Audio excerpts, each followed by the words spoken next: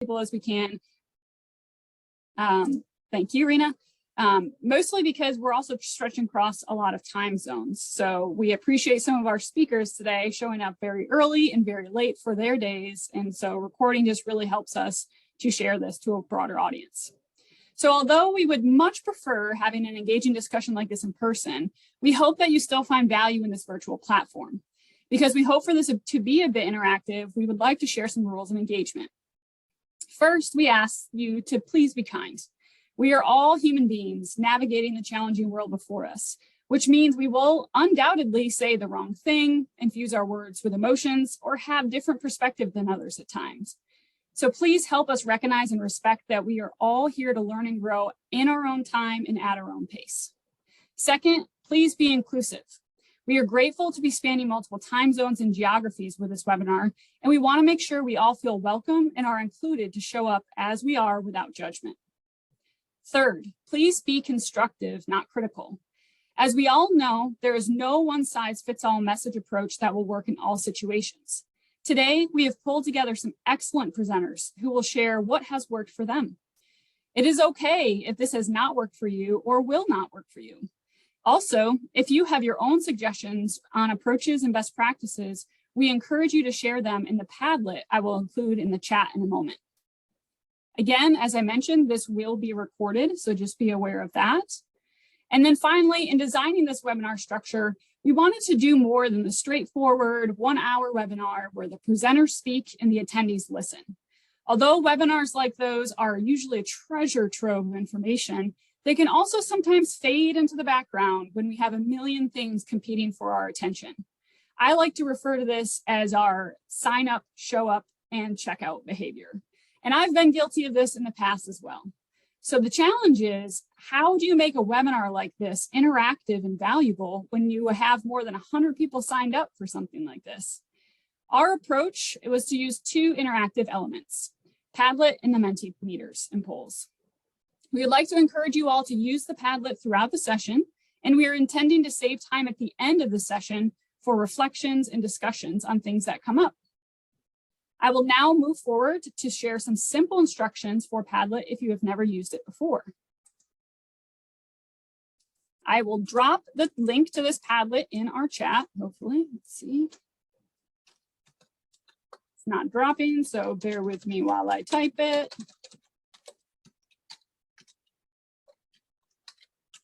All right, there we go. That should work for you all. Once you click on that and open it up, you're going to see something very similar to what you see on your slide right now. So what we've done here is made 4 columns for different topics that you can comment on throughout this webinar. If you've never used it before, you can see some ways to interact with it. There's a plus symbol on there that you can click on if you want to add a post to one of these specific content areas. If you see something someone else wrote and you like it, you can go in there and click the heart symbol. And if you want to respond to something, or maybe in that second category, for instance, someone put a challenge, maybe you can respond with a solution. You can do that by adding a comment to the post by using the arrow you see on the bottom of your screen there for the add comment box. So these are just very simple ways that you can interact with this Padlet. And again, feel free to do it throughout the webinar today. There's also a resources category here on the far right to your screen. And that's for things like maybe there's a certain paper you read recently or a website that you went to, or maybe a PDF doc of something that's fantastic that you want to share with everybody here. Feel free to drop those links in that resources as well. Now, before we get started, we would like to do just a few brief Menti polls. Also, if these are new to you, you can see the website there, which I will also drop in the chat for you. These are just a simple way to gather some information quickly. Sometimes they can be some nice icebreakers for everybody to get to know each other a little bit better. So what I'd like to ask you to do now is please take that link that I just put in the chat, open it up on your website, and type in this code you see before you. I apologize if you hear my barking dogs as well. So if you type in 16810222, it will open up that poll. And I'm now going to screen share those results as you start answering those questions.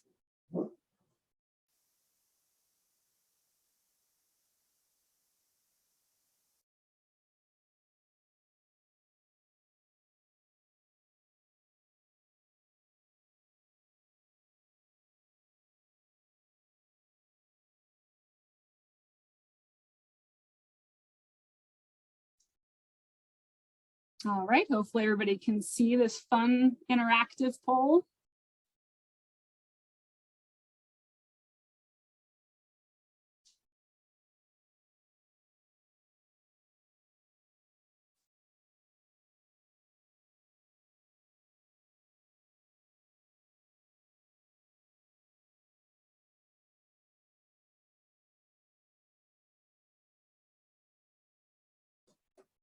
All right, looks like we've got about 27 respondents so far. About halfway there for who we've got here. If you're having any issues with opening this up, please let me know.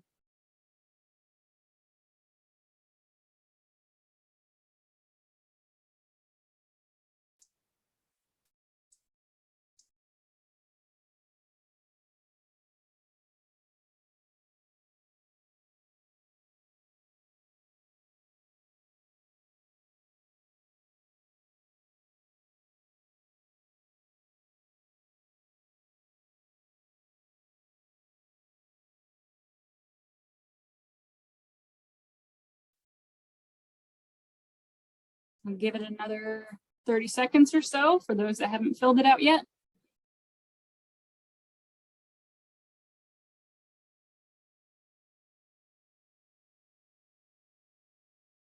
All right. It's like we got a lot of folks from Arkansas here today. All right, so that was our first question. Now I believe we should be able to move forward to the second question. It should refresh on your screen. You might have to refresh it on your screen, or you can go back out and come back in using the same code. And I will share this live as well.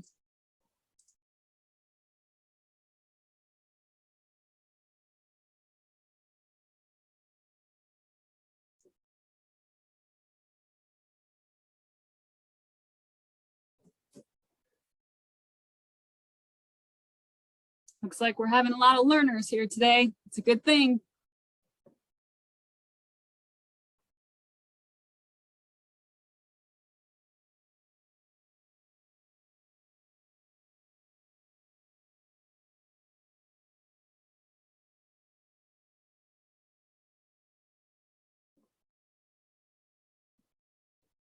All right, looks like responses are slowing down. So for the sake of time, I'm going to now switch back.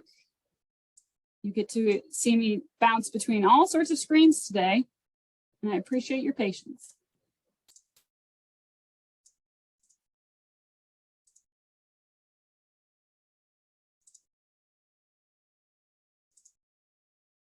All right.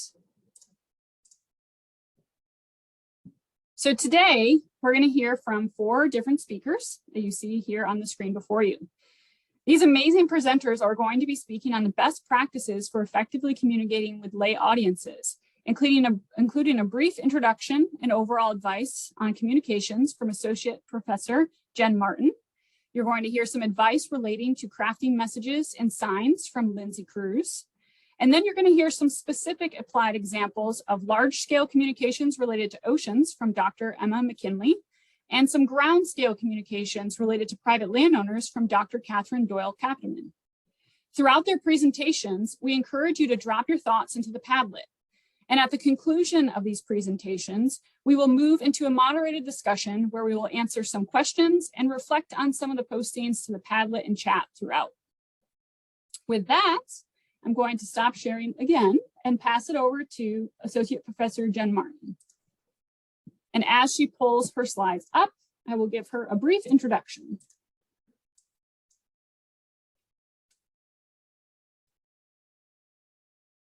Perfect. Looks good on my end, Jen. So Jen has spent many years working as a field ecologist until she decided the most useful thing she could do was teach other scientists how to be effective and engaging communicators. Jen founded, lost my notes, sorry for that. Jen founded and leads the University of Melbourne's acclaimed science communication teaching program and hosts the Let's Talk SciComm podcast at Let's Talk SciComm. She also practices what she preaches.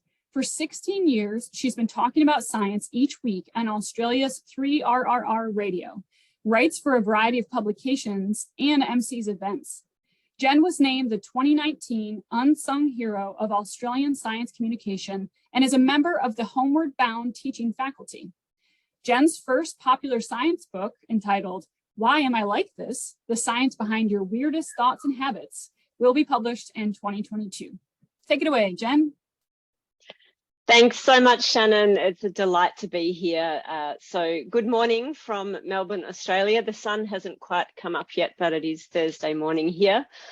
So my job today is to just talk about some basic principles about how to communicate your science more effectively.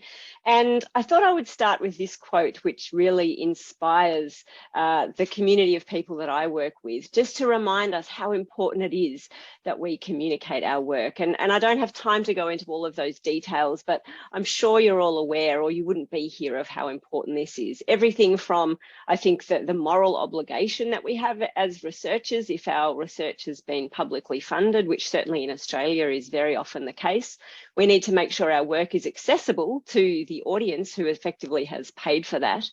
But of course, there's also so many other reasons why communicating our research broadly is incredibly important. And in terms of us having the impact that we want to have, having influence, connecting with people, and being visible for the work that we're so passionate about doing.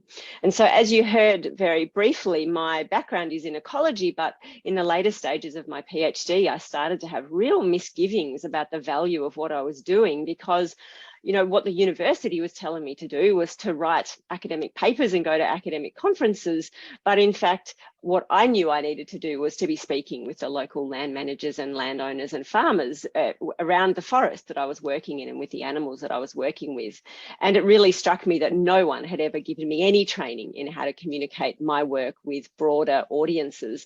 And so that's what I decided I wanted to do. So you've just heard that my team, we have a podcast where we're trying to provide freely, easily digestible, freely available, easily digestible advice on how to communicate more successfully. Everything from writing theses to dealing with procrastination and giving better talks, all that sort of stuff. This is my wonderful team that I get to lead. We all come from different backgrounds in science and come together with this deep passion of making sure that we train all of our science students and scientists in how to communicate more effectively. And I feel so fortunate that my passion for communication has led me to do all sorts of interesting writing and getting to share my love of science very broadly. And I guess when I first started in this area of science communication, I was mostly thinking, science is so cool. I want everyone to love science like I do. But fast forward a decade, and in fact now I think what mostly drives me is equity. I'm a white English-speaking woman who's had access to a lot of education. I can pick up a journal and read it, get at least some sense, of what work has been done in most fields. And not everyone has access to the science that we all have the privilege of having access to as people with training in science. So I feel very strongly driven that our job is to make our work accessible, because everybody, science is relevant to everybody, and everybody needs to make evidence-based decisions. So I feel very, very strongly that as scientists, our job is to, yes, do our amazing science, but also to make sure we can share it. So from me, just a few pointers before we pass on to the rest of our amazing speakers today with some specific examples and advice. But the first thing that I want to suggest to you is this acronym, which I've been teaching for many years, which I find really, really helpful. And these are questions to ask yourself before you undertake any form of communicating about your work. So the G of GAMPA stands for goal, and it's so important that we have clarity from the beginning. What are we trying to achieve here? What would a successful outcome look like? Given how busy I know you all are, fitting in, this additional layer of communication, depending on what your job is and how much of a part of your job this aspect is, it may be really hard for you to do that. And so you have to make sure you're strategic. And to be strategic with the time and energy and money you invest in communication, we've got to be clear first on what's the goal. Once we're clear on what the goal is, then we have to think about who is the audience that we need to be communicating with and connecting with. Who has influence, who has impact that can help us to reach our goal. And of course, once we're clear on who that audience is, then we need to focus in on our message. What message is going to resonate with that audience? And of course, our messages have to be so different depending on who we're communicating with. And I know we're going to hear a lot more about crafting messages. But just to be aware that the message you may need to share may be quite different to what you think your message is in your head once you've tailored it carefully for your chosen audience. And of course, it goes without saying that you might have multiple goals and audiences. P stands for platform, and it's so important that we don't choose our platform before we've thought carefully about our goal, audience, and message. You know, is it a podcast? Is it a social media post? Is it a blog post? Is it a newsletter? Is it a talk? All of that depends on the first three. And the E and the R is simply to remind us that, as with any communication undertaking, we have to be willing to just sit back and think about how it went. And I don't mean being judgmental, I mean being curious. Did you manage to connect with the audience that you hope to connect with? Are there ways you could go about this differently? You know, we have to always be willing to refine our practices and to get feedback. You know, that's why I'm so adamant that communication skills are something that I want to teach to our students. When I first proposed that at the university where I work, the response I got was, oh no, we don't need to teach that stuff. People just pick up communication skills by osmosis. And I just think that is flat out wrong. These are skills, we have to practice them, we have to take on board feedback, and we have to be willing to go through these cycles of having another go, seeing how it went, what did we learn from that? And of course, it's fun. You know, this can be a really exciting way to bring creativity into your work. So just to reiterate, what does success look like?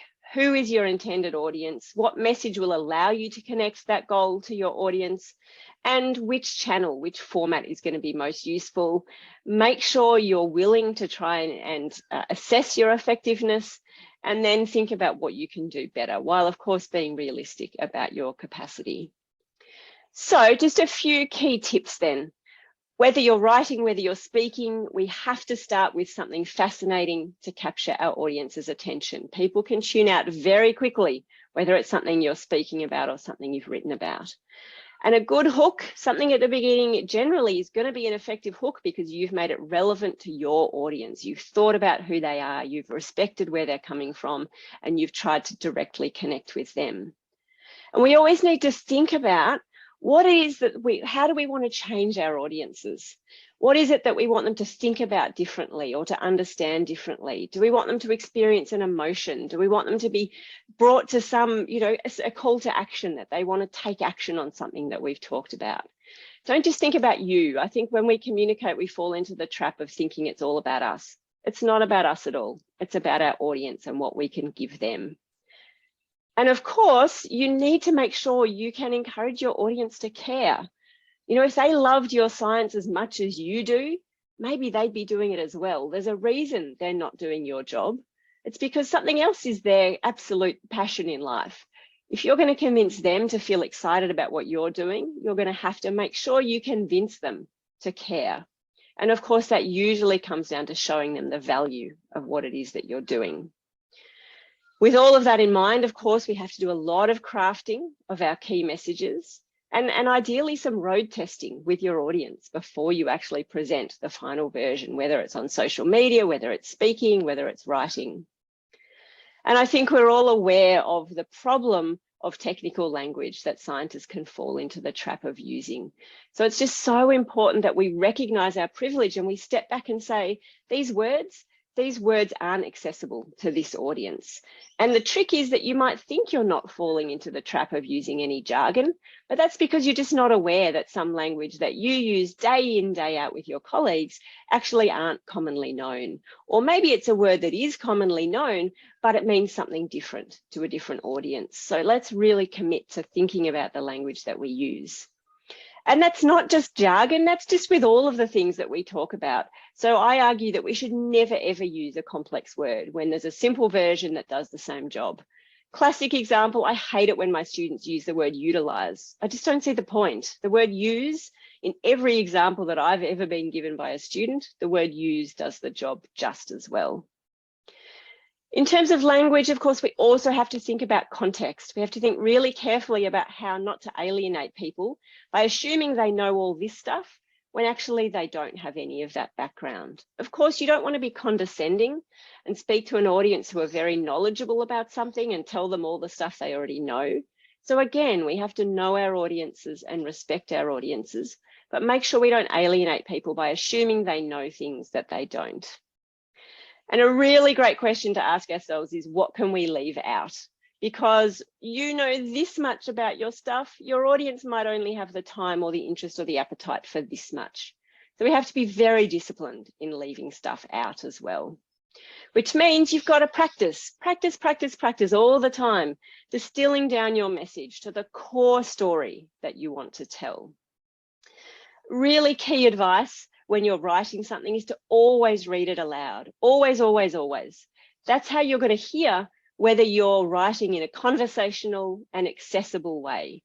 If you've been trained as a scientist, you've been trained to write in a way that nobody else writes like that, and nobody likes to read like that. We write in a very formal way that is not accessible or interesting to other people. So read your writing aloud and make sure it sounds like you. You'd be happy to sit down, have a coffee with a friend and speak like that. And my last point, which of course I could talk about for hours, I'm sure all of our speakers could today, which I don't really have time to, but just to flag that if you've been given the advice over the years that you should tell a story, it's really good advice. The neuroscience is clear. That's how we capture people's attention. That's how we get people interested and excited and invested in our work. So learning to tell stories in professional ways using narrative structures is really important. And the best way to tell a story usually about science is to focus in on the problem that you're trying to solve, because we know that our brains are really interested in problems. Think of all the good movies you've seen, think of all the good books you've read. Most of them focus on a problem and trying to find a solution. So to finish, 2 quotes which really speak to me. This one from Tim Radford, an amazing journalist, is we always have to bear in mind that the people we're communicating with, when we talk about communicating with a lay audience, they're not stupid. They are intelligent people. They just have high levels of knowledge in fields different to us. So don't underestimate somebody's intelligence. Just recognize that they don't have the knowledge that you have, and you're going to need to bring them into your world in a really accessible and encouraging way. And the last quote I want to share really speaks to this whole idea of us being here today and talking about communicating your work. Obviously, I didn't spend very long convincing you that I think communicating your work broadly is important, because I think that's probably why you're here.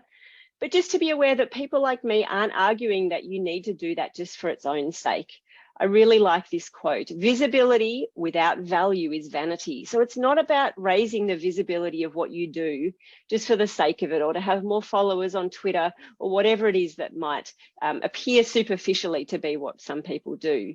It's all about creating value. Think about the work that you do. You probably went into science because you want to make a difference in the world. And I personally believe that it's essential, it's an essential foundation to making a difference in the world, that we communicate our work broadly and in an inclusive and accessible way so that more people have access to science. So thank you so much for listening to me this evening, this afternoon, this morning, wherever you are. I'm going to hand over to our next speaker, or probably back to Shannon, and I really look forward to some Q&A in a little while. Fantastic. Thank you so much, Jen. I really appreciated you talking about us and our positionality with our research, because I feel the more we get in it, the more we get in it. And then it's so hard to forget where we started, in that when we first started, that was jargon to us, but now it's like the language we speak. So yeah, I really appreciated you mentioning that. Now I will switch it over to Lindsey as she pulls up her slides to share. I'll give her a brief introduction. Lindsey Cruz, who uses the pronouns she, her, is the Science and Outreach Coordinator for the Florida Keys National Marine Sanctuary. She has a master's in environmental sciences and science with focuses in environmental education and interpretation and management of coastal ecosystems from the University of North Carolina at Wilmington. She is a certified interpretive guide and loves interpretive writing and designing signage and exhibits to draw people into the stories of special places using research-backed museum techniques. Lindsey is on the board of directors for Friends of John Pennekamp Coral Reef State Park and is an avid Florida State Parks volunteer. She shares her love of science and the environment with anybody who will listen, especially if it's about seagrass. She is an avid paddler and camper who is always looking for new places to explore by paddleboard or on foot. Take it away, Lindsey. Thank you, Shannon. All right. Hello, everyone. Thank you so much for having me. My name is Lindsey Cruz. I'm the Science and Outreach Coordinator with Florida Keys National Marine Sanctuary. Our sanctuary is located in the Florida Keys, which is a chain of islands just off the coast of Florida. It's home to the largest barrier reef ecosystem in the continental United States. And so I am so lucky to work and live in an amazing ecological place in the world.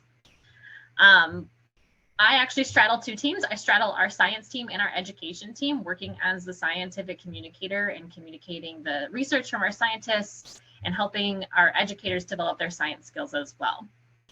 So my interests and specialties really rely in non-personal product design and development, which we're going to talk about today.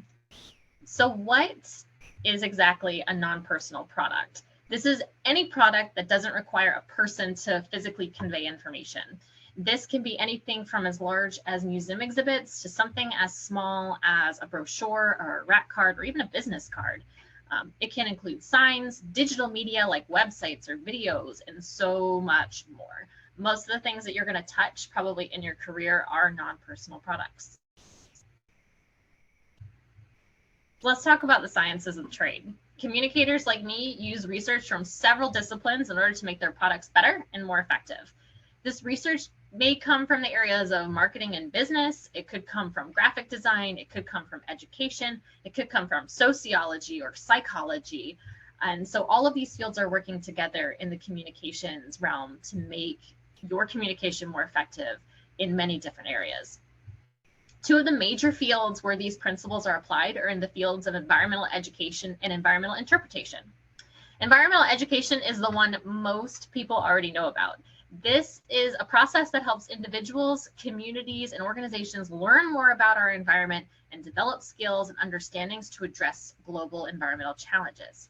Interpretation is the field that most people aren't familiar with, and interpretation is all about the heart. It's all about the feelings. It's a purposeful approach to communication that facilitates meaningful, relevant, and inclusive experiences that deepen understanding and broaden perspectives and inspire engagement in the world around us.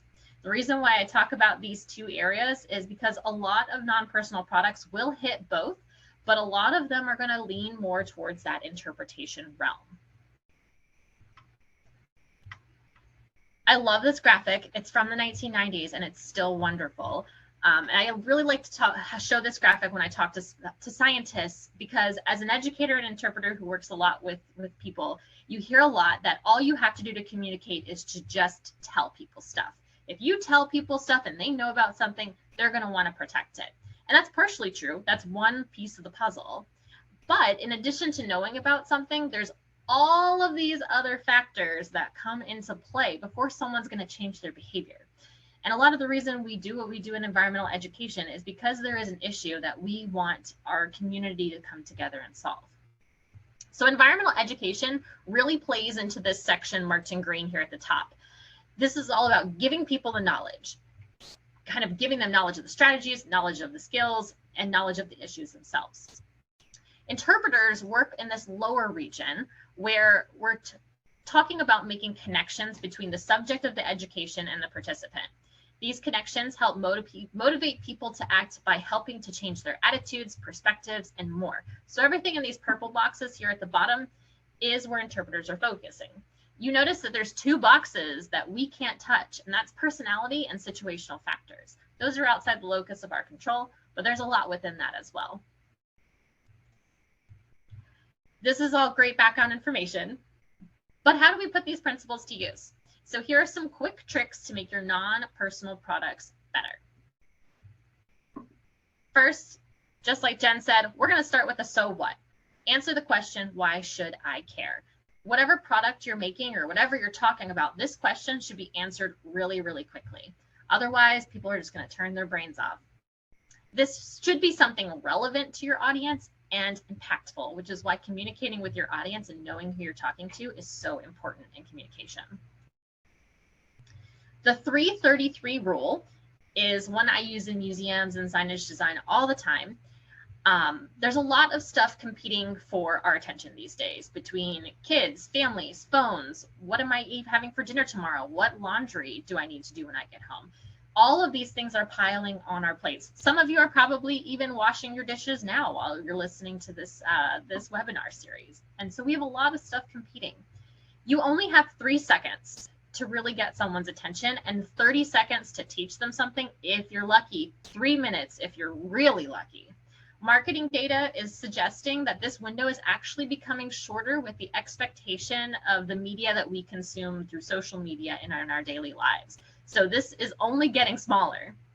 So I'm going to show you an example of 2 different sets of exhibits text, and I'm going to give you 15 seconds to read the first one. So I'm going to give you 15 seconds to read this panel real quick.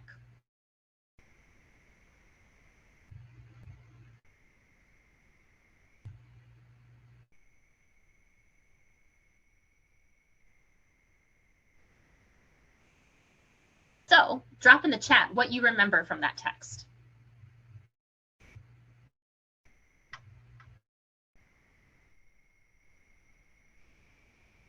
With 15 seconds, what do you remember from that text?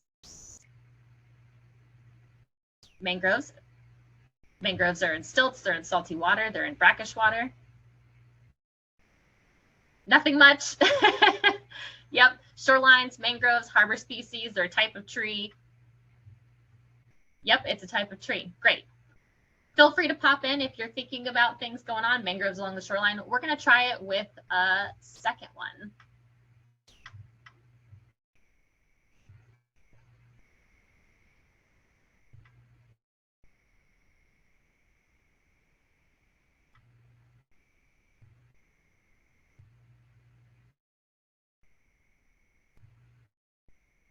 All right, drop in the chat what you remember. So the first one, you guys remember that mangroves were a type of tree. They live on the water. They harbor some species. Yeah, so we have protectors, builders. They protect the shoreline, their homes. They're builders, they're important. They're protectors, they're builders. Lots of coastline in the Keys. Mangroves are important. So both of those signs have a purpose, and both of those texts have a purpose.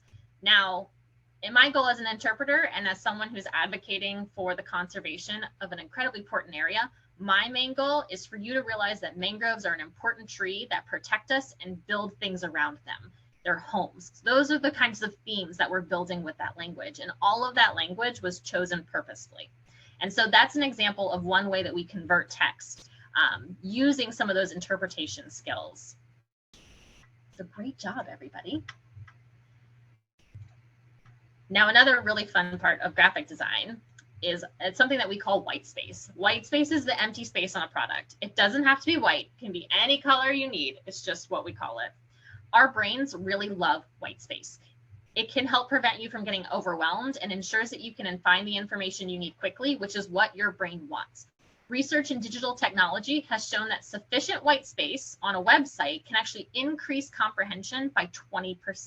So even though you may feel like a sign or a brochure needs to be filled with information and space, you might be hurting yourself more than helping. So make sure you leave that white space.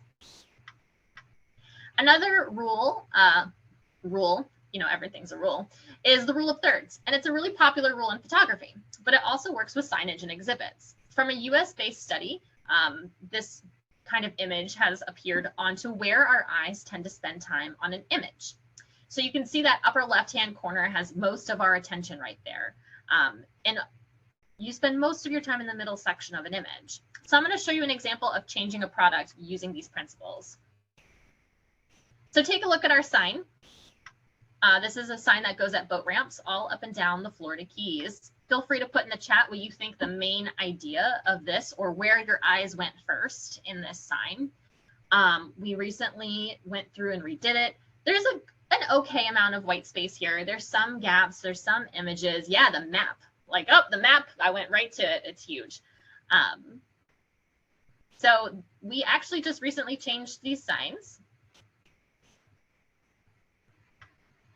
And we are now making a lot of use of imagery and white space And so you feel free to pop in the chat what you first thing you go to or the first thing that you see that catches your attention in this sign.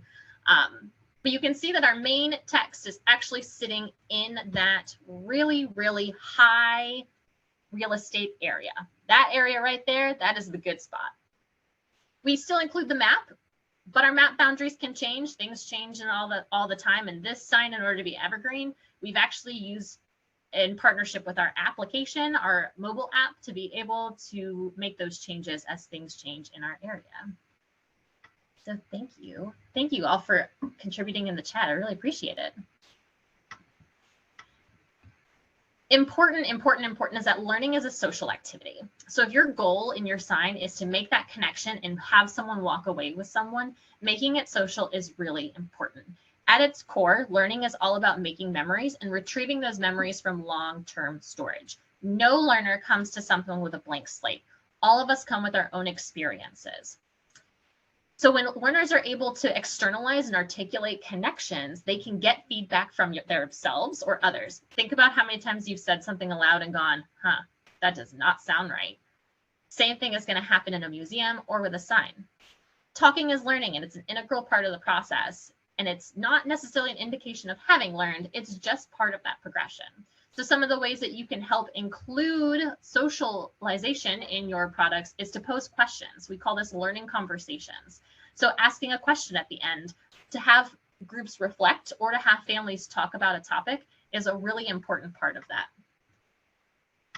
And I'm going to echo what Jen said, test it out. I use my sister all the time. My sister is a teacher out in the middle of Virginia. It is farm country. Her neighbors are cows and pigs. Very different from the environment down here in the Keys.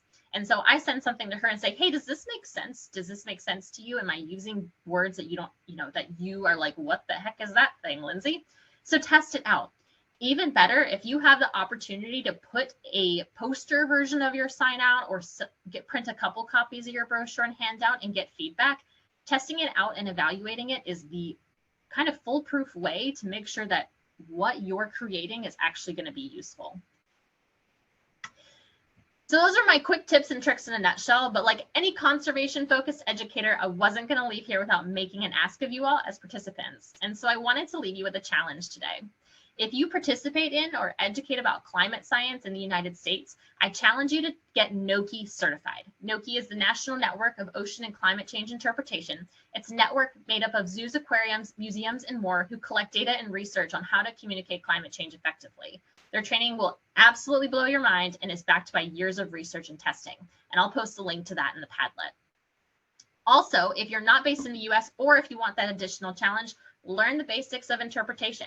The National Park Service in the United States and the National Association for Interpretation have a free class online through Epley. I will again post that link in the Padlet. So I challenge you all to take control of that and to check out some of the free resources out there to make your communication better. And I'm looking forward to hearing questions and reflections and checking out the Padlet in just a few minutes. Thanks, Shannon. Awesome. Thank you so much.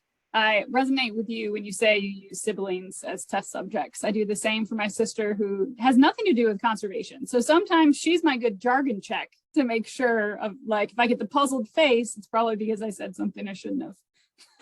So I appreciate that. All right, our next speaker is Emma. So as you get your slides pulled up, I'll introduce her. Dr. Emma McKinley, who uses the pronouns she, her, is a research fellow at Cardiff University. And thank you for joining us on your late evening, Emma. Her research focuses on understanding the complex relationships between society and the sea, taking account of diverse perceptions, attitudes, and values held by different communities and audiences, and considers how this insight can be used to support effective ocean governance. Emma is the founder of the Marine Social Science Network, a global interdisciplinary community of marine social science researchers and practitioners, and is the chair of the Royal Geographic Society's Coastal and Marine Research Group.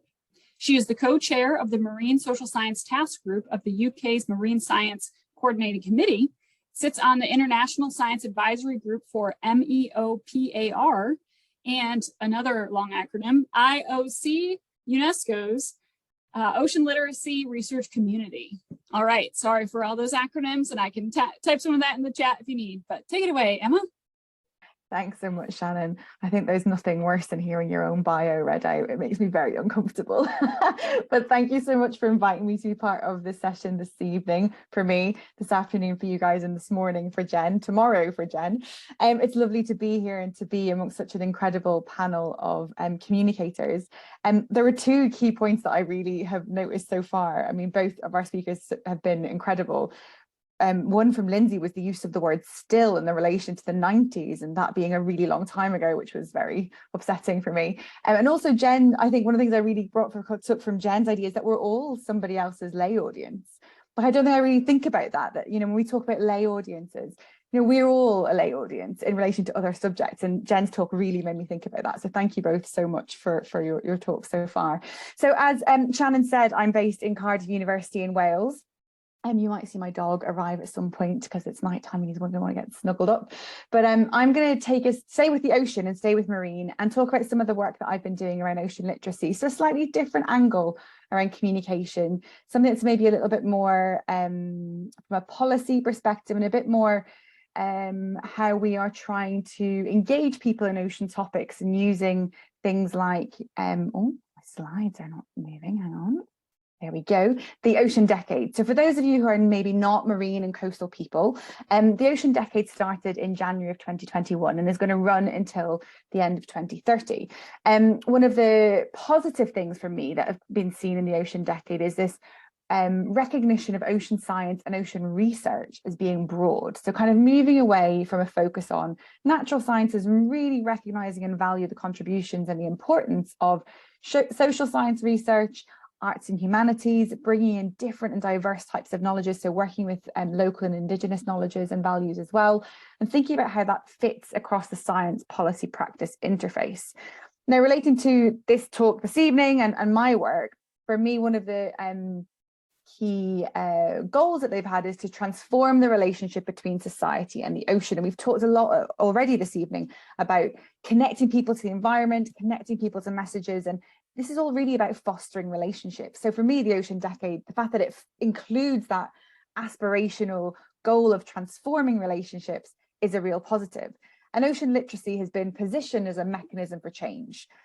Now, ocean literacy isn't new. It's been around as a concept for about 20 years or so. It started in the States, where a fantastic group of marine educators really recognized that there was very limited marine education in schools in the US. And so they wanted to address this, and they designed this concept of ocean literacy. So it really came from a knowledge, what's called a knowledge deficit approach. And I think it was Lindsey who said, you know, there's this assumption that if you give people information or knowledge, it will automatically translate to behavior change or action. And that's kind of where ocean literacy began. It was this idea that if we create education, we create knowledge, which is really crucial and very important. At its very, very simplest, ocean literacy is defined as an understanding of the ocean's influence on you and your influence on the ocean. And to me, that can mean anything. It's such a kind of ambiguous and big definition.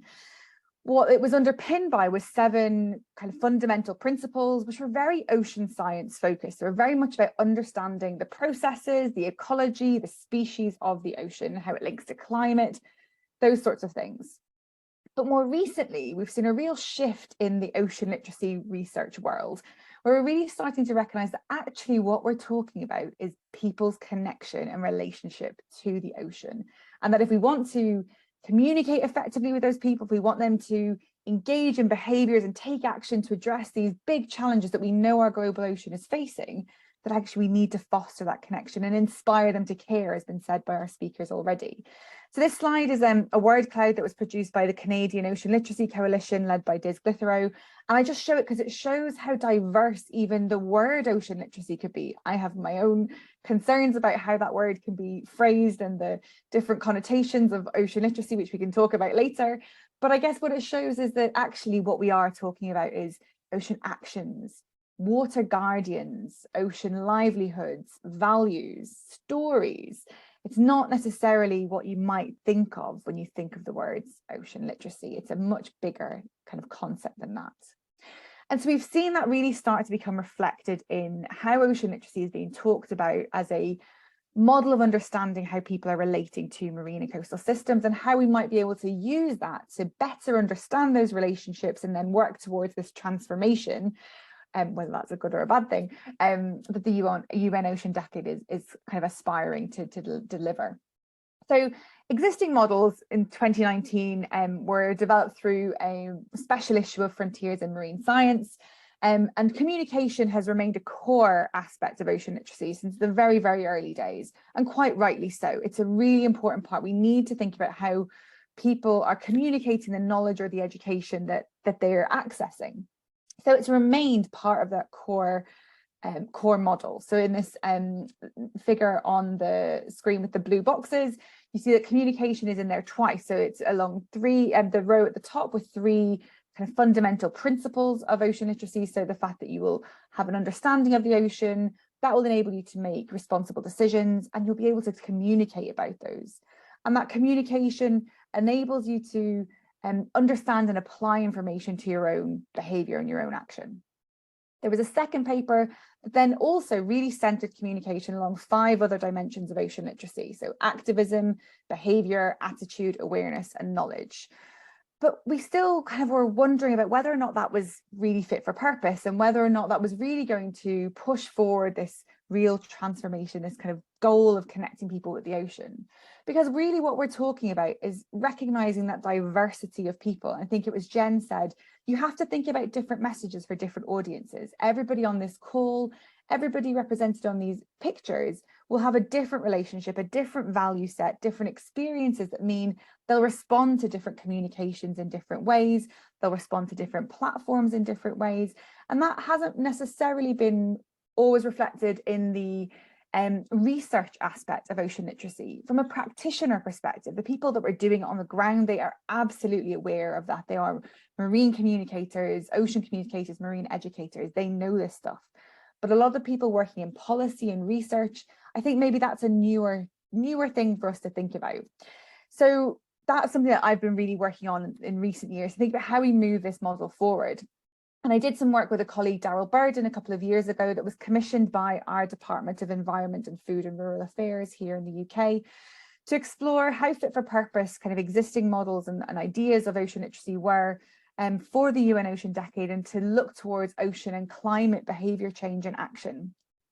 And to do this, we were thinking, you know, what's missing from current discussions about ocean literacy? What do we need to be aware of so that we can really work with communities? And we looked at models of environmental citizenship, of marine citizenship, of public perceptions research, of social and conservation marketing, of nature and ocean connectedness. I'm not really expecting you to be able to see anything on the screen other than to show you an illustration of the complexity of the different models that we were looking at to really start to unpick aspects of ocean literacy.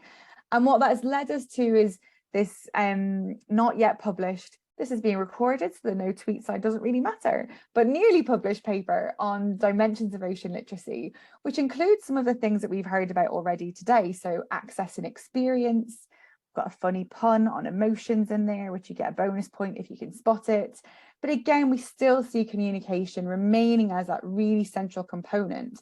And while earlier work has kind of defined it as perhaps quite a one-way process of how people communicate with another person on ocean-related topics, we've really expanded that to include a lot of the things that have already been talked about by Jen and Lindsey. So thinking about the ways in which people are communicating, the language they're using, the stories they're telling, the use of the communication platforms and how they work for different audiences and in different contexts. That one thing, it's not a one-size-fits-all kind of solution. The information being communicated, is that from a reputable source? We live in this post-truth crazy world. So are the sources of information reputable? And what does reputable actually mean? How do we decide what's valid and what gets to be communicated? And again, that might vary in different contexts. And the importance of communication design and messaging to empower and engage, and recognizing that there's a risk that if we do it badly, we disengage people. We make people feel like, well, I can't do anything anyway, so why do I bother? And so it's really, really important for us to think about that engagement and how we're designing those messages, as Lindsey's really brilliantly shown in her examples. And then understanding who is communicating and who is being communicated to. So there's not been a huge amount of kind of ocean literacy assessment done globally. There's lots of great case study work, but one of the things we've done recently in the UK is start to do a UK-wide study on ocean literacy, exploring the different dimensions and essentially trying to get a better understanding of how people are connecting and valuing and relating to their ocean and coastal environments, so that we can then think about this for developing our policies, but also communicating messages, and so that our government agencies, our research priority setters, all of the people across that whole set of actors can think about, right, what do people actually care about? What do they know about? Where are the gaps? How can we engage with these people? So some of the things that we've included in this survey are, and it's just a really quick kind of whistle stop tour of some of the like 3 results. There's a much bigger report that I can send if anybody's interested. But where are people getting their information from? What platforms are they using? We're seeing there's still quite a lot of focus on the usual kind of mass media types of approaches, so television, documentaries, news, but there's also social media, campaigns from environmental charities. So thinking about where people are getting and accessing information, what are the key things that people are most concerned about, and how do we either address those concerns or say, okay, well, maybe that's not as big, like use our science, make sure that we're communicating our science in a way that highlights whether those concerns maybe are being addressed in certain ways. How can we help people understand those issues in more detail? And then crucially, how do people feel about the ocean and the coast? So that emotional aspect is really quite new within the ocean literacy discussion and within ocean policy, and thinking about that. So it's great that we're starting to explore that. And I just wanted to flag 2 really great programs that I'm aware of that are focusing on this sort of ocean communication that might be of interest to some of you on the call. There's the Marine Collaboration, which was a collaboration of 9 different partners, which are really focused on taking a values-based approach to communicating ocean messages to different audiences. So thinking about how we can better understand the social values that people hold towards the ocean and use that to design research-based and evidence-led communication. And then there's also the One Ocean Flotilla, which is a global network, a global initiative representing, I think, 80, nearly 90 groups in a number of different countries. And they've been doing some amazing work around some of the really big initiatives and events over the last few years to streamline and connect people around ocean communication.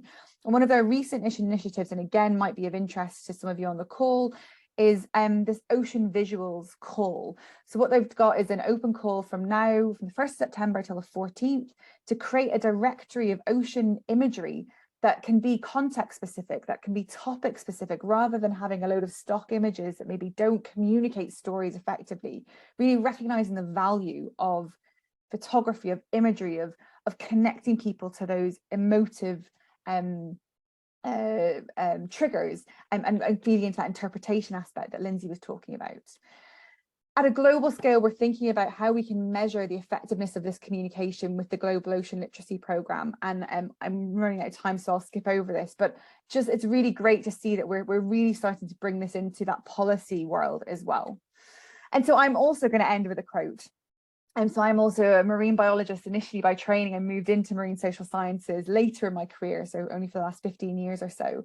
And I just wanted to highlight really how important it is for us to understand people, institutions, how we engage with those people, for us to really kind of deliver that change that we want to see for our ocean.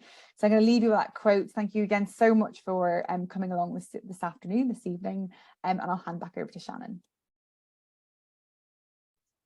Thank you so much for sharing. It was nice it's always nice to go to the terrestrial to the ocean, back and forth. So really appreciate that perspective of looking at the oceans and having that being a applied example.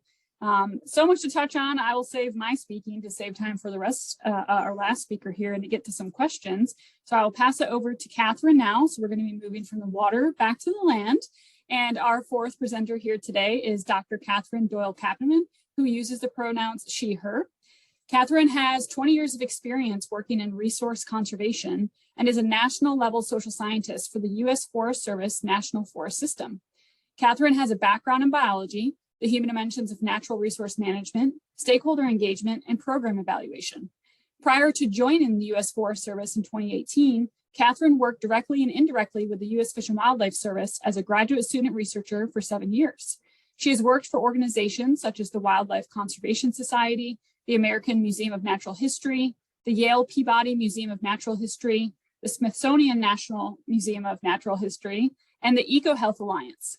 Catherine holds a bachelor's degree in biology from Bowdoin College, hopefully close, a master's in environmental science from the Yale School of the Environment, and a PhD in the human dimensions of natural resource management from Cornell University.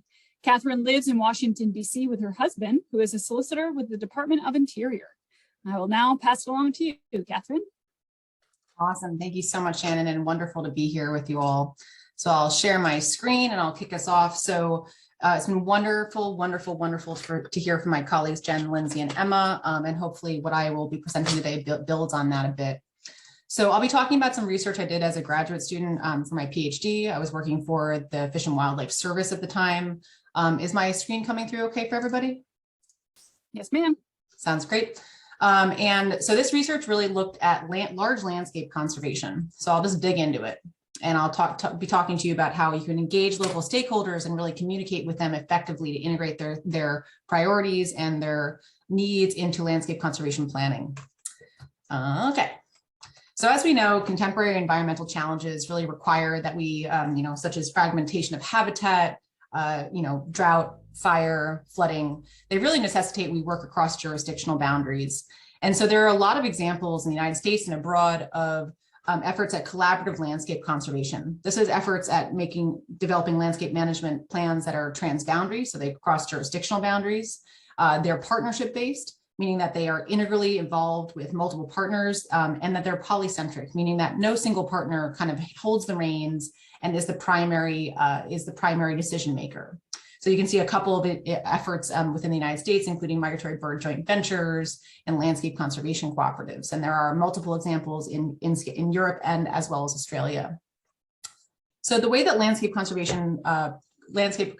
landscape conservation planning and the concept of collaborative landscape conservation sort of operates is that you go from a landscape planning team who produces a planning product, which is essentially like a landscape conservation goal and objectives, priority conservation management areas, decision support tools like this habitat priority map to your right.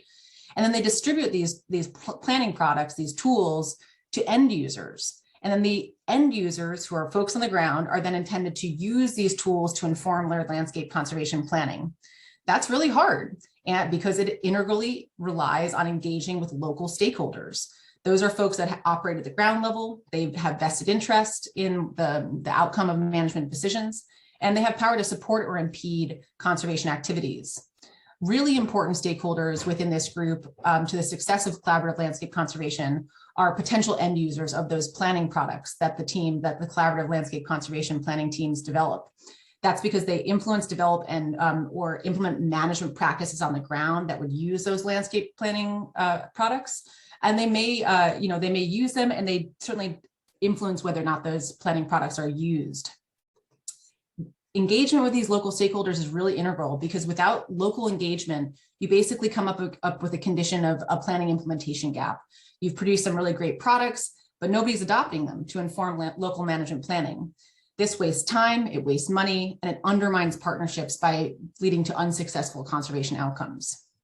So my research in my dissertation focused on when, where, and through what mechanisms can the values, interests, and knowledge of local stakeholders be most effectively integrated into collaborative landscape planning processes. To sort of understand this, I broke the landscape conservation planning process down into essentially 6 stages that are very common to strategic habitat conservation from a fish and wildlife perspective, or the open standards of conservation. This cycle of adaptive management might be familiar to you. So I'll go through stepwise and kind of highlight a couple of key things when communicating with local stakeholders.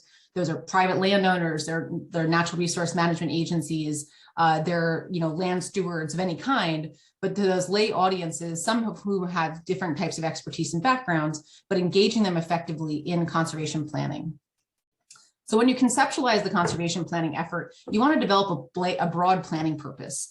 This is the reason to bring people together. The broader you make that planning purpose, and the less you determine prior to the planning effort what the planning outcome and purpose is going to be, the more likely you are to solicit engagement, right? The broader the the purpose, the more likely folks that are going to come and engage with you, versus a really narrow purpose, which is going to kind of call people out and say, hey, this is not really relevant to me.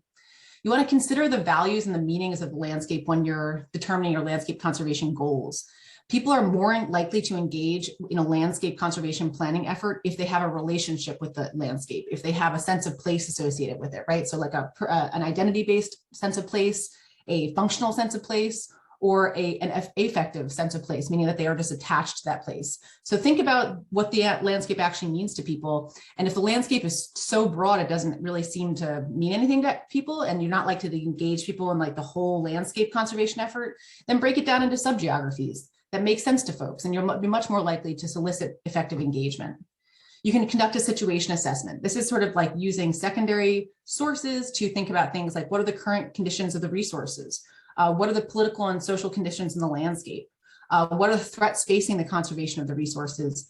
And what are those social and ecological economic conditions that sort of may impact whether or not conservation is accessible? This is really, really critical to being able to effectively communicate with your local stakeholders.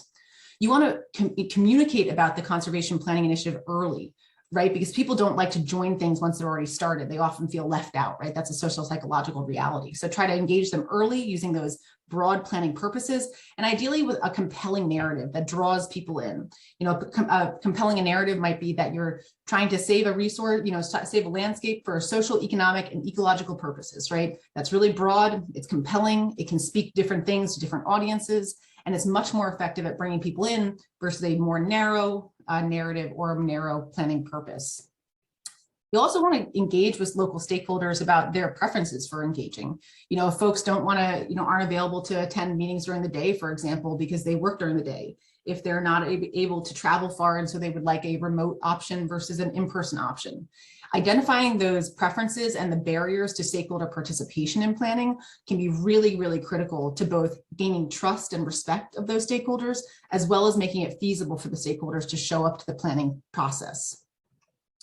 Stepping forward to the goal and objective development stage of the landscape planning process, you really want to conduct a needs assessment. That's actually when you talk to stakeholders and you say, what are your social, economic, and ecological aspirations or your desired future conditions for this area?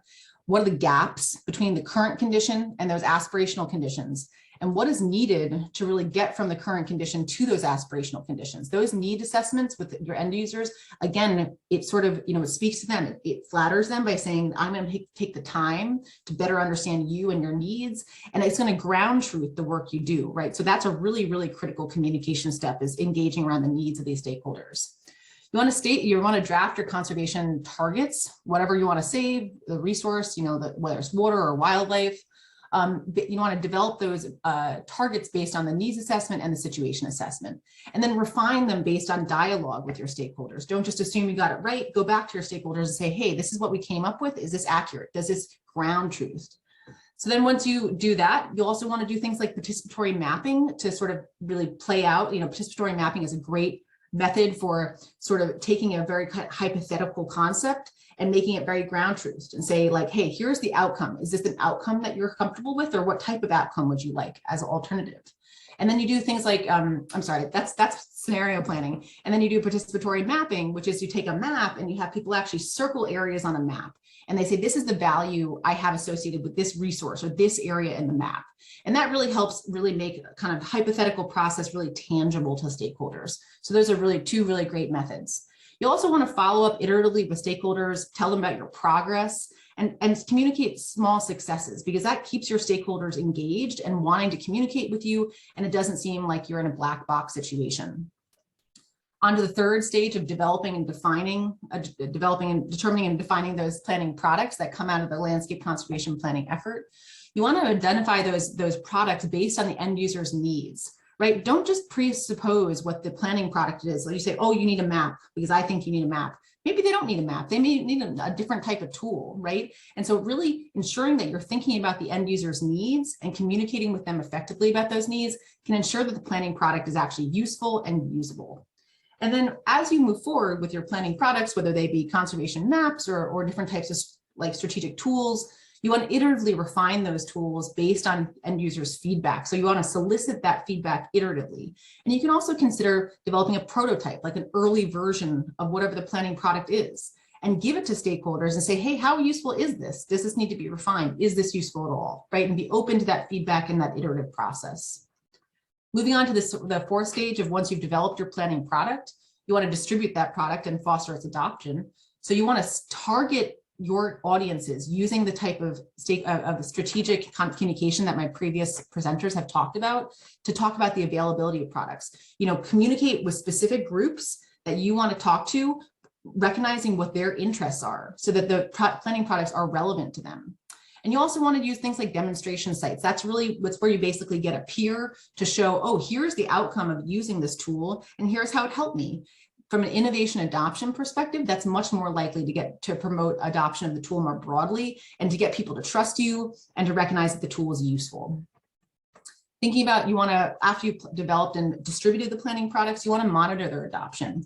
You can solicit feedback from the end users to refine the products over time, as well as even the planning process. If the planning process didn't go well, you also want to know that from stakeholders and refine that planning process going forward. And then you can solicit testimonials from product end users, right? Thinking about like that demonstration site, that's one way where you can go to somebody's property and say, okay, this is how it played out on their property. Testimonials are things that you can record. So you can have peer-to-peer communication between potential end users where one end user is saying, hey, this really did work. It helped me in these ways, which may be much convincing to another stakeholder or land use manager saying, hey, maybe I should use that as well. And then finally, at the end of the process, you want to be able to adapt your planning products and processes, again, based on feedback. You always want to be able to adapt over time to really foster success and the likelihood that your planning products from these conservation planning efforts are useful and usable. So with that, rapid fire, I'm going to turn it back over to you, Shannon, and look forward to the discussion. That was an awesome rapid fire.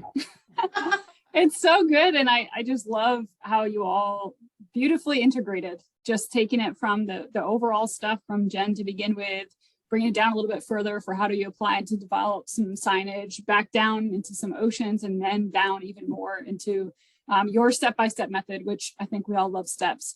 And one part that I really appreciated that you brought up that I think we all need to remind ourselves is be open to feedback too.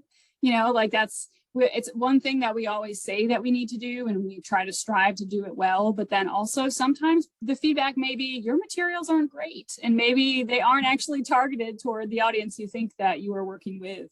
So that's always good to be focused on that. So thank you so much to all of our presenters. I'm not going to share anything on the screen for a minute. If anybody would like to jump on camera and show your face to show you're a real live person. If not, I'm an introvert. I do not enjoy being on camera, so I'm not going to force you to do that. I am going to drop here in the chat in just a moment. One more Menti poll. I know you're probably all sick of them, but just bear with me one more time. So we want to see, again, for that feedback, we want to make sure that you all joined today and that you all potentially got something out of it, hopefully. So if you can, I just dropped in the chat one more Menti. You can go there. It's got a new number, and feel free to fill that out here. As you're all doing that, I was looking at the Padlet throughout the presentations today, and I've got to say, you're all awesome. Because there have been, I don't know if all of you have been in there, but there have been some great resources added. There's been some great key insights from all of our speakers. There's been some great challenges highlighted, and also some great participant best practices and tips and tricks for this communication. And I know that we have some limited time. We have about 13 minutes left together. So in honor of keeping it short and sweet, I have one question that I would like to pose to the speakers to begin with that I saw pop up in the Padlet that I think is a great one and very close to what I was just mentioning. So this popped up in the Padlet for listening while communicating science. I'm still working on finding ways to listen to my audience and learn from them, as opposed to just telling them what I want them to hear. Any tips on building listening into presentations and talks? And I will open that up to any of our 4 speakers that would like to reply to that. A quick thought on that one.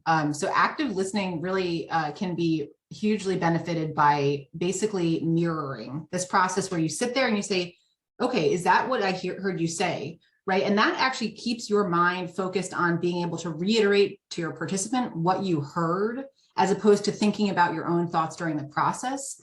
And in that, you also demonstrate respect to whoever you're seeking to listen to. I think to follow up on that, ask more questions during your presentation and have more conversations with people, because we all come, again, there's no blank slate. And so relating it to someone and asking them to make that connection is going to solidify that information in their head. So connect with that canvas of a person out there and see what they can bring to the table. So ask more questions, have more discussions in your presentations.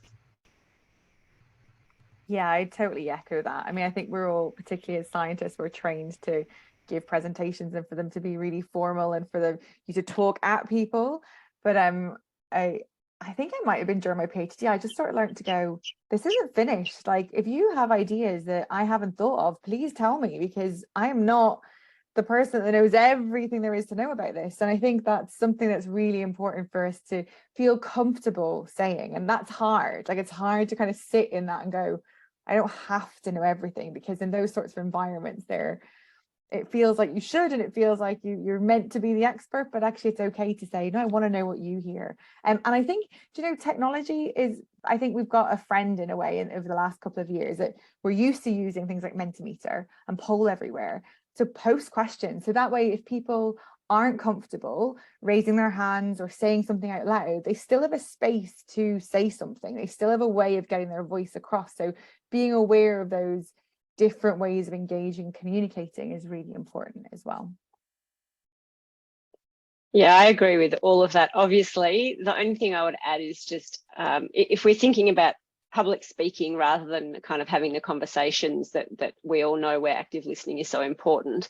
If you are speaking, learn to deal with your own nerves enough so that you're just not thinking about yourself at all and you are really focused on the audience. And I know that's not easy and it takes a lot of work, and I can put some stuff on the Padlet and resources in terms of what the research tells us about how to manage nerves. But if you really just can get over yourself and focus on the audience, there's so much that you can learn by watching people carefully, looking at mannerisms, looking at facial expressions.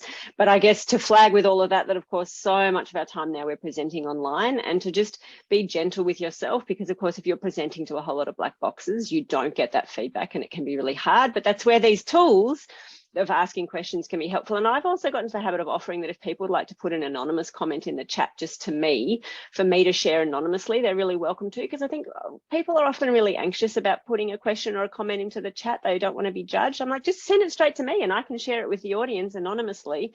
And since I've started doing that, you get so many more comments and questions in the chat, and that can be really effective. Awesome. Thank you all for that. One other thing that I saw popped up that I thought was cool and relevant, obviously, to what you're all talking about right now, again, with that positionality, is I noticed Dr. Martin also positioned herself in terms of her work, of her relationship to her work. Given communications is highly social, even for scientists, I wonder how our relationship to science affects our communication style. And Jen, it mentioned you in particular, but I think any speakers probably could speak to this if you would like, into how our relationship to science affects our communication style. Silence. I guess, I mean, this is something we could talk about for hours, right? It's a really big and important topic. I guess one tiny aspect of it that I would just encourage everyone to reflect on is this kind of question I raised of, why did you go into science? I think if you can connect to your deeper passion for why you've chosen to do the work that you do, that relationship, I believe, is one of the most powerful tools you have to be an effective communicator.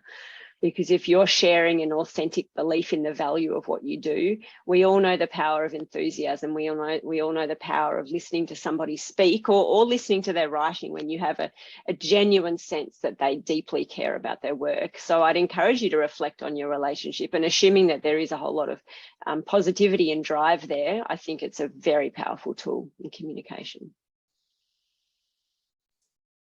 Catherine, I think your hand was up next. Yeah, and then I see Emma's hand. This is a really critical question. I started as a biologist, I started grad school actually as a biogeochemist. And I just realized early on that it wasn't where I felt like I could make the biggest conservation impact. And so one way that you can think about yourselves, you're interdisciplinary inherently. You know multiple things about multiple areas, right? And so your knowledge somewhere is always going to be useful in another arena. So just thinking about that, my knowledge of biology is consistently helpful to me as a social scientist working in a natural resource management agency, right? And so you can leverage your scientific knowledge in order to wear multiple caps. And that's one way to sort of think about it and spin it in the positive. How can you use your background and your education to ensure that you can talk to diverse audiences in ways that make you seem intelligent to them, and therefore they're more likely to respect you? And that's it's very simplified, but just a good tactic. Think about your skill sets. You are inherently interdisciplinary. Thank you. Emma? I love that. It's so important. I also, so again, agree. But also thinking about the point on the passion and why we've gotten involved. I think it's important to remember that it's okay for others to not have that passion and to not to be driven by other things. I think Jen, you mentioned that, and to recognize that people have other priorities, and there's a lot going on in the world right now. The world is a crazy place. And so we all have loads going on in our brains, and people are going to be worried about different things, and that's okay. And that those feelings and those different views are equally valid, and that we shouldn't be dismissive of people who maybe don't have that connection to whatever we love, because we love it.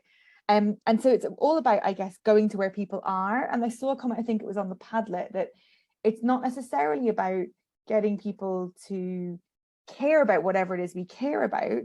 It's also about going to where they are and tapping into that to help bring them on our story and our journey as well. So I think that there's two sides to that, and I think it's really important to recognize that as well. And just to kind of add a little bit on top of that, is that remember that basic needs are important for everyone. And I know that Maslow's hierarchy of needs is kind of in debate right now in the psychology realm. But the idea that if you don't have food, if you're not safe and you don't have shelter, the rest of the stuff is irrelevant is also really important to know. So keep that in mind, that someone may be in your program or in your talk who has a lot of stuff going on at home that could make them unsafe, or you have a lot of other worries. So don't take that personally. That's outside the locus of your control. Awesome. Thank you so much. In the interest of time, we have about 5 minutes left, so I'm not going to open up any other questions, but I did want to note that all of this is, this webinar is recorded. I'm going to make sure to pull the questions out of the chat. We do have the Padlet, it's still open, so feel free to keep going in there, sharing some resources, questions, interacting as much as you'd like. And I also will make sure to copy that material down, because part of our hope coming out of these webinars isn't, hey, thanks for your 90 minutes and you're never going to hear from us again. We want to make sure that we provide as much value as we can, even after this session ends in a few minutes. So what we intend to do after this webinar series, this is being the first, is we want to put together probably some one-pagers of best tips and tricks for communication for these various audiences. And we also will probably put our heads together to figure out some more ways that we can engage or be more interactive or capture these questions and respond to them. And I struggle to say this mostly because this is coming to my mind at the moment and we don't have a plan yet for how we're going to do that. But the SSWG website has been changing a lot and it has a lot of updates. And so potentially we could do a Q&A on there even with some of these results from these webinars. So then that way, it's the worst when you put a great question out there and then you run out of time and it's hanging there forever. We don't want to do that to you all. So we'll figure out a way that we can respond to you as much as we can. Catherine? Just have to put a plug in. I know there's a lot of students out there. If folks are interested in working for the government after graduation, feel free to hit me up. There is a great program called the Presidential Management Fellowship Program. I was a Presidential Management Fellow. It's an amazing way to get in the government. I'm so sorry for taking your time, Shannon. I just had to put a plug in. I'll put my email in the chat. Yeah, no problem. And just because you all like to watch me struggle sharing my screens, I'm going to do it one more time. So here you can see the good news is people did enjoy this webinar today. So a lot felt that they learned something new. Some feel a little bit better prepared and some feel more connected, which are all good things. And the last thing that I will share with you all is our what's next. So we had this first webinar series today, but we also plan to have 2 more, as I mentioned earlier. So we are going to be having one focus on communicating with varied conservation professionals. As Catherine mentioned a little while ago, many of us are interdisciplinary, but sometimes we are the social scientists on the team, or we wear a very specific hat on a team. And sometimes we have our jargon that is very specific to our education and experience, and that doesn't quite match some of our teammates. So we're going to have a webinar focused on that and how we can have some of that translation. And then the third webinar is more focused outward toward policy and decision makers. And how can we take the best science that we have, or the message we really need to communicate, and then translate it again and make sure that folks that are actually going to be able to do something about it or inform policies can understand that as well, to have some effective communication. All right, I will stop sharing. Look at that, we're done within a minute. So thank you for attending today. As we mentioned, this is recorded. It will be put up on the SSWG website, and we will find a way to get you some answers to your questions and to keep engaging moving forward. So thank you again all to our speakers, Emma, Jen, Lindsey, Catherine. Thank you, Rena, for helping out hosting this webinar and getting it recorded. And thank you all for your valuable time and attention. I know we all have a million things to do in a day. Your emails are probably chiming and driving you nuts right now. So we really appreciate you showing up and for engaging today. Thank you, everybody. Thank you, Shannon. Thank you, everybody. Take care. Thanks, Rena. Take care. Bye. Bye. Thanks so much for organizing, Shannon. That was great. Great job, Shannon. Yeah, wonderful job, Shannon. And lovely to meet all of the rest of you. That was really awesome to hear all of your talks. So thanks for inviting me, Shannon. That was great. Awesome. I was just sitting here smiling, listening to you. I was like, oh man, this is like so perfect. Awesome. Thank you so much. Oh, the feedback looks good. So Bye. see everyone. Bye. Thank you. Bye.